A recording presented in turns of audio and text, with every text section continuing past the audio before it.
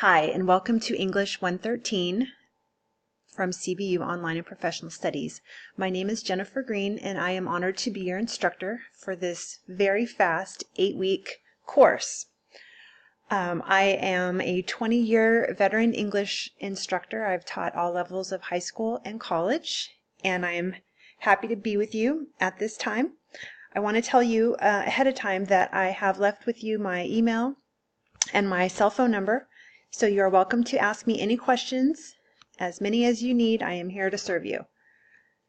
So getting started in week 1, let's just quickly glance over the objectives for this week. We have in the course, you are going to post in a discussion board an introduction of yourself. And we're going to talk about the late work and the grading policy of this course, how to manage your time, an overview of what to expect in this writing course. And then we'll look specifically at this week's assignment. As far as our textbooks, you are able to get digital copies as well as hard copies, and I put some pictures here of what the books look like.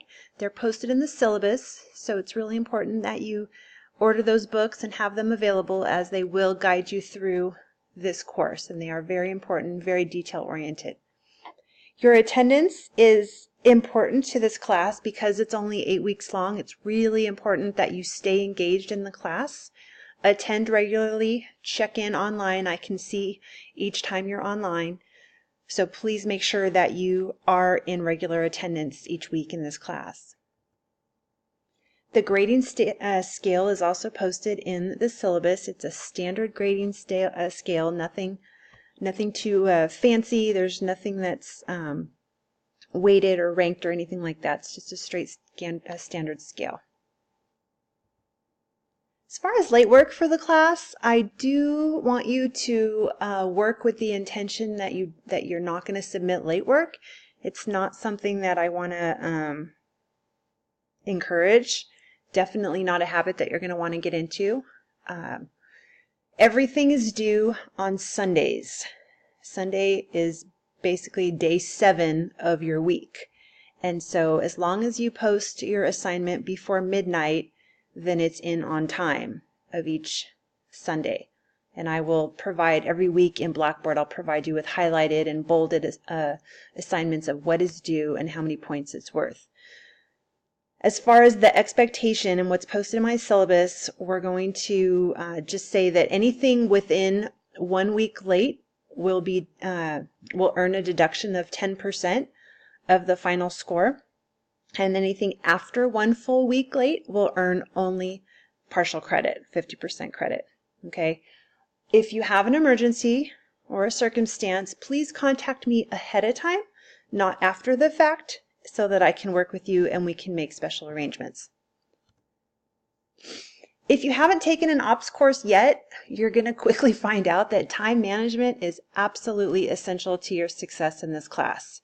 You don't want to wait until Sunday to start that week's work. You will find yourself stressed out and bogged down, and it's not going to work. So I encourage you to look at each week early in the week to see what's expected. Some of the weeks are lighter or heavier as far as the workload, so that you can pace yourself and budget your time accordingly. But everything is time and date stamped, so I can see when exactly it does get submitted. So it's very important that you do honor those Sunday deadlines. Okay. As far as your reading for this week, you're going to see that you are asked to read in the Norton Field Guide about academic habits of the mind. It's a really neat chapter to look at. Some of the things that you're going to be broached with is reading about how to be open to new ideas as a college student, how to be flexible in your thinking, looking at new perspectives. Maybe something's not right or wrong, it's just a different perspective. And you're going to think about being creative in your approach to work, especially as an online student. The digital learning is so much different than class learning, so you're going to be creative in how you present your assignments. You're going to need to be persistent as a college student, ask a lot of questions, take a lot of notes, When you fall down, you just get up and you keep pushing forward, okay? And then you're going to reflect upon your learning and figure out what did you do that worked and what did you do that maybe you should do differently in the next course. But it's always a time to reflect, especially as a student of faith. You're always reflecting on your Christian journey, and you're reflecting as well upon your learning in each class. And finally, you want to take responsibility, okay? School is very important, and it's like a job, okay? Your job is, you have many jobs. You have a job as an employee, and you have a job as maybe a spouse, and you have a job as a student, and you have a job as a parent. But treat this as one of your jobs. It's really important that you honor your commitment to your education, and you get organized, and you commit to doing this, and you will find absolutely that you won't regret this decision. In general, the course of English 113 is a basic intro to composition class. And so you're going to do 4 major essays over the course of the 8 weeks. You'll take 2 weeks to cover each essay. So the first one we're going to do is a narrative essay, followed by a compare and contrast essay, then a summary and response, which I also call a critical review essay. And then the last one will be a persuasive or argumentative essay, where you pick maybe a controversial issue and you persuade the reader, or you argue your side of that cause. So if those are the 4 essays you can be thinking about as we go through the course, but I'll take you through step by step, walk you through all of the parts. So if you're not comfortable with writing, don't worry. This class is not, it's not going to doom you. You're going to be just fine. I kind of think of writing as, I compare it in my mind to being a dancer. And to me, some people just naturally have the moves. They are graceful and they can just hear a beat and start moving and dancing, and it looks really graceful and great. And some people don't. Some people have to work really hard. They have to take lessons. They have to go to practice, do it over and over before it looks good. And I think of writing like that. So some people just naturally are gifted writers, and some people are not, and they have to follow a model and practice, and you will get good at it. So don't worry.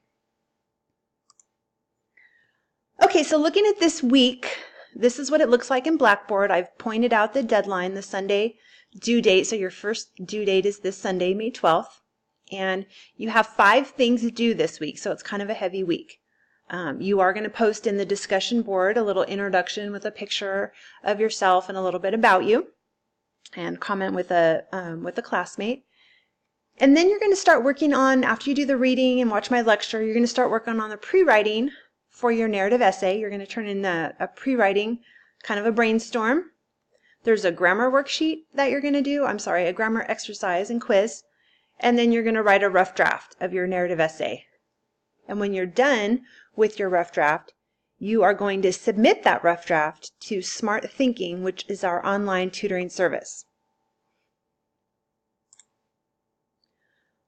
Okay, so first of all, the grammar lesson that you have this week is going to focus on sentence fragments. I have posted a link for you here, and you can click on this link at your convenience. It takes you to Khan Academy, which is a very helpful resource. It's an online resource that has tutorials in specific subjects and in subsets of areas of study. So basically, in a nutshell here, to get a complete sentence, you have to have a subject and a predicate. So I gave you an example. John went to the store with me last night. So what is the subject, I ask you? Somebody might think, well, is it John or is it me? Okay, so I go back to the formula here, and I ask myself, who did what? When you're looking for just the bare bones of the sentence, who did what? Who is your subject, and what do they do? That's the predicate. So if we look at our example, who did what? John went to the store. With me last night doesn't even matter. The point is, John went to the store. And even the most basic part is John went.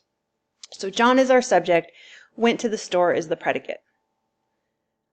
I gave you a different variation of this sentence. John, my favorite friend, went to the store with me last night. So that could be a little more tricky for the untrained eye.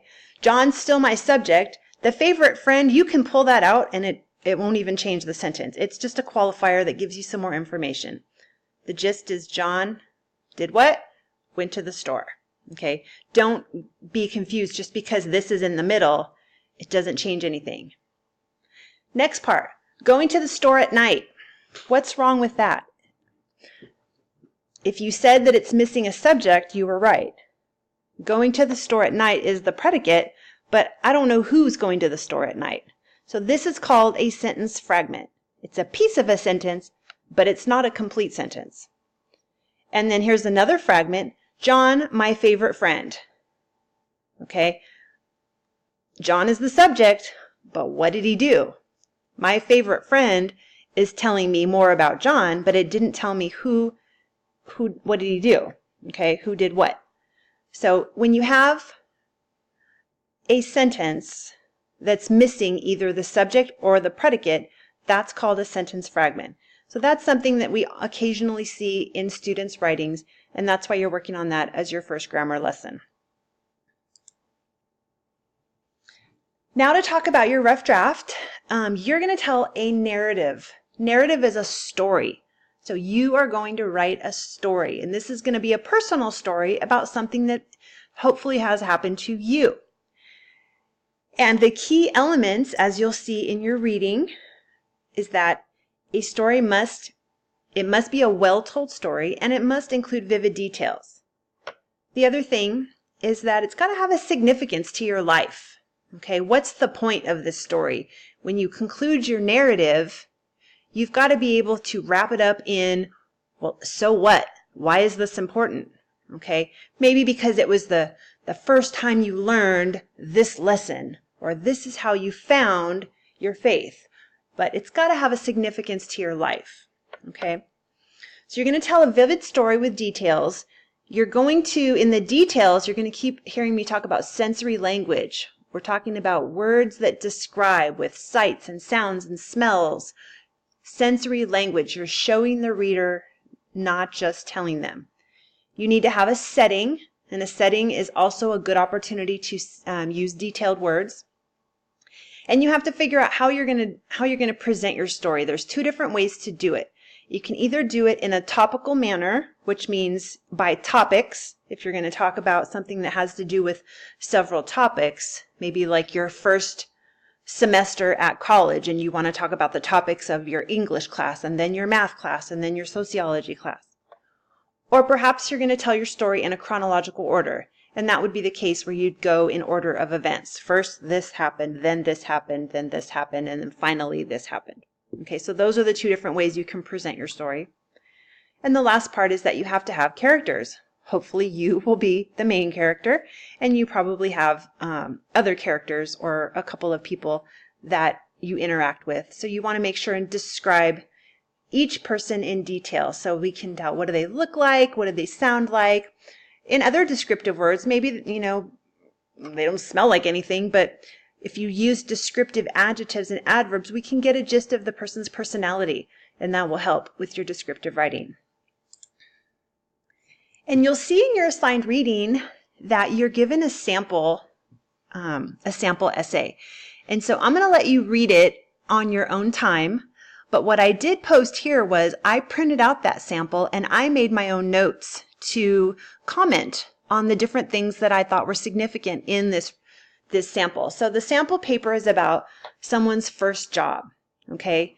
And I'm just going to, you can look through the details of my notes, but I want to generally point out their opening paragraph was very general. It was just generally to set the scene, okay? They didn't jump right into talking about their first job initially. They just talked about how everyone's first job is special, and it's important for a couple of reasons to have a memorable something that like this, like a first job that's memorable to your life and it adds significance to your life. So we just keep it very general. And then paragraph 2, they start with them. I was 16 years old and then this happened to me. And it goes through how it connects to the writer. You'll see a lot of details all throughout. I liked how there was a sentence down at the bottom of the first page